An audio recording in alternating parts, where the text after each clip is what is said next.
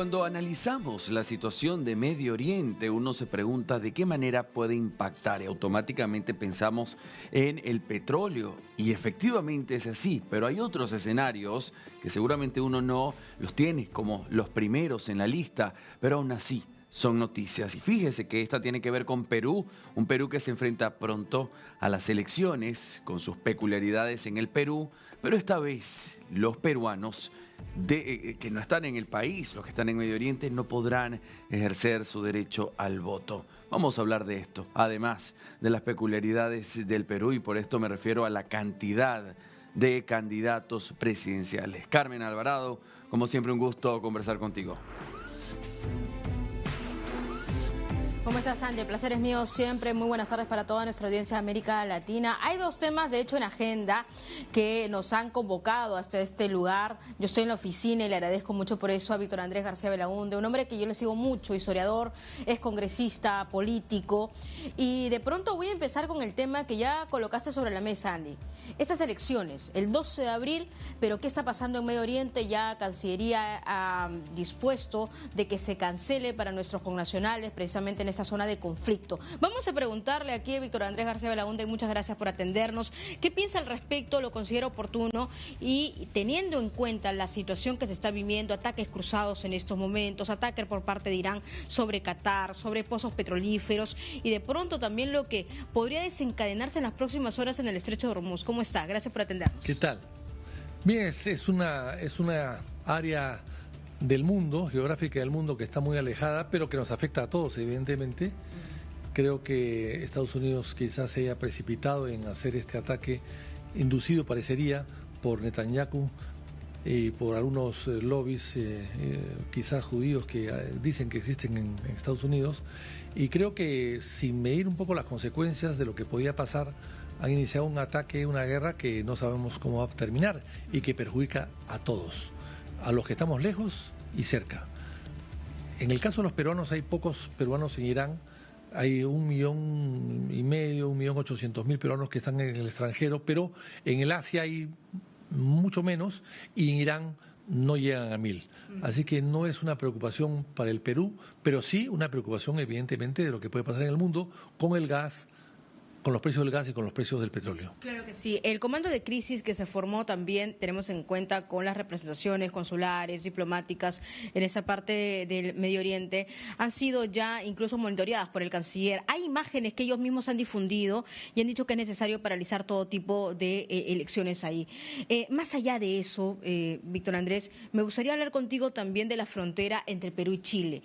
De hecho, en las últimas horas, el canciller Hugo de Sela se ha pronunciado y ha dicho: mientras no construyan en el lado peruano, no vamos a pronunciarnos. Se trata de zanjas, incluso de muros de hasta 5 metros, según se están reportando, pues desde ahí. ¿Cómo lo ve usted? ¿Como un gesto hostil o como parte de la soberanía chilena? Bueno, puede ser parte de la soberanía chilena, pero es un hecho poco amistoso y poco fraterno. Hay que recordar que en esa zona, que es una zona del desierto, hacer zanjas de 5 metros no es muy dificultoso, pero han puesto, parecería, minas, han colocado explosivos ahí también, y va el ejército al hacerlo, no es un personal civil, y eso llama la atención, y va el presidente mismo, el señor Kast, a dirigir las obras de construcción de este muro. Es algo que preocupa al Perú y es algo infraterno. Hay que recordar que esa zona fue peruana durante muchos años, se ganó a través de una guerra, pero luego de 50 años de negociaciones se fijó una frontera, que es la que actualmente existe, y se fijó con una llamada línea de concordia. Línea de concordia. Bueno, concordia para acercar a los pueblos, no para alejarlos. Y ahí están colocando una frontera, una línea de la discordia, y eso evidentemente no es algo que agrada a los peruanos y tampoco a los tacneños, que son vecinos de Arica y que son dos ciudades muy cercanas y hermanas. Casi una es el puerto de la ciudad, o sea, Arica es la playa y el puerto de Tacna, son dos ciudades muy cercanas como lo puede ser Lima y Callao. Dividirlas de esa manera me parece que es preocupante, evidentemente. ¿Y esto puede sentar un precedente peligroso para la relación bilateral entre Perú y Chile? Bueno, espero que no, pero sí.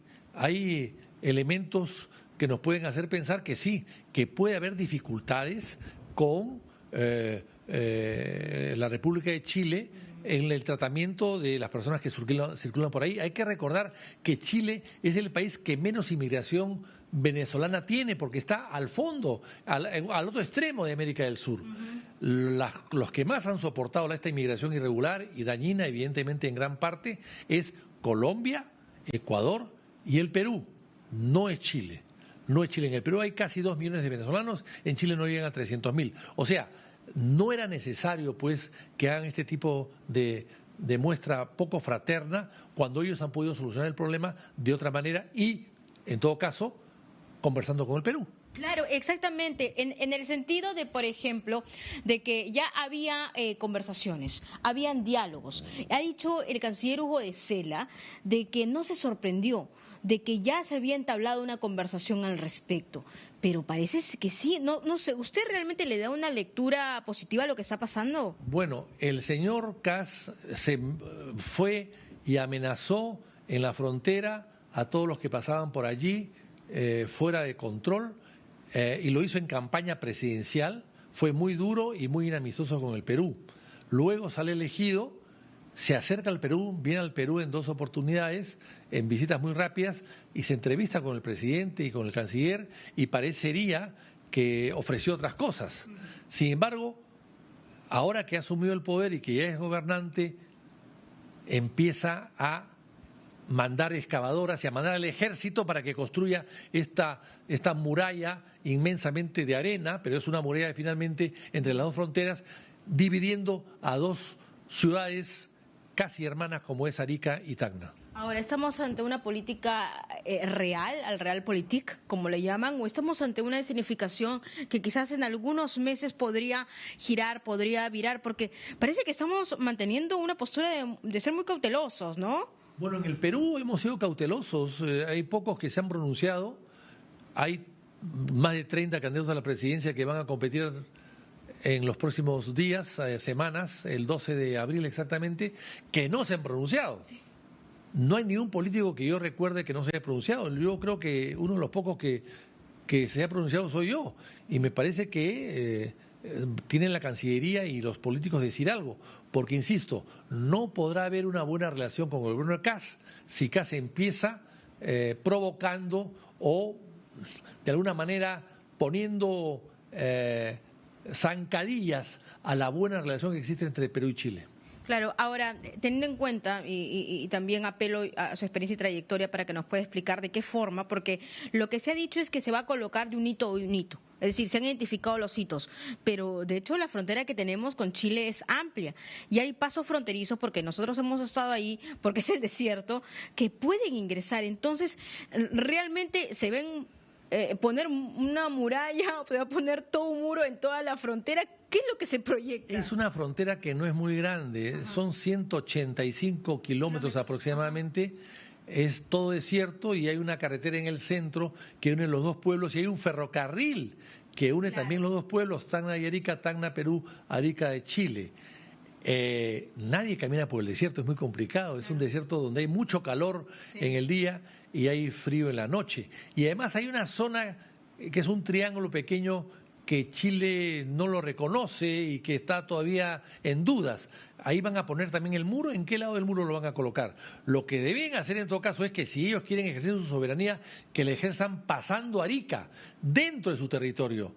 Porque Arica está muy lejos de Iquique, a 450 kilómetros, de tal manera que ahí tienen espacio suficiente para poder poner todos los muros que quieran y dejar el control para más lejos de la frontera con el Perú y no perturbar las relaciones de hermandad que existen entre Arica y Tacna. Desde su perspectiva, y con eso termino, ¿qué le correspondería al Perú? Bueno, estar atentos, reclamar, mostrar su disgusto, bueno, y esperar que llegue un diálogo fructífero y que corrijan las cosas que puedan perjudicar a nuestras buenas relaciones. Y con esto ya termino, se lo prometo. La política internacional no está en agenda, parece ser, de los candidatos presidenciales. Nosotros hemos entrevistado a muchos de ellos y parece ser que no es uno de los puntos vitales al respecto. Bueno, son candidatos muy domésticos, ¿no? Muy domésticos, muy de su casa, muy de su barrio. El Perú está lejos, insisto, de los centros de beligerancia, pero está afectado directamente.